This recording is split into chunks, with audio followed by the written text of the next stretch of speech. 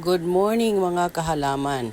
Nandito na naman tayo sa aking munting garden at ipakikita ko sa inyo ngayon ang isang klase ng aglonema na tinatawag na Aglonema morodocloc. Ito ay galing sa mga rainforest ng Asia at naging isang indoor plant.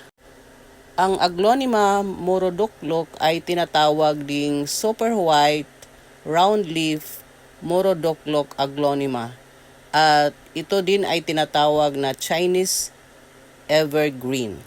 Ang Aglonema morodocloc ay best grown indoors or in a area with bright indirect light. It filters indoor air pollutants and toxins and it emits oxygen which assists in increasing productivity and enriching health and well-being, both in living and working spaces.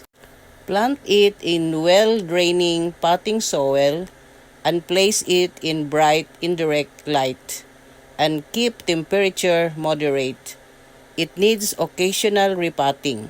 Kailangan din itong didiligan every 7 days, and also you can use liquid houseplant fertilizer occasionally. Madali din itong i-propagate. Kailangan mo lang yung offshoots niya at saka i-divide mo lang ito. Medyo mahal ito mga kahalaman, pero maganda naman.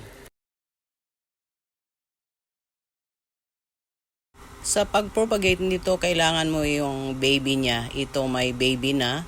At ipalaki mo lang ito at pwede mo na itong i-split para maging marami.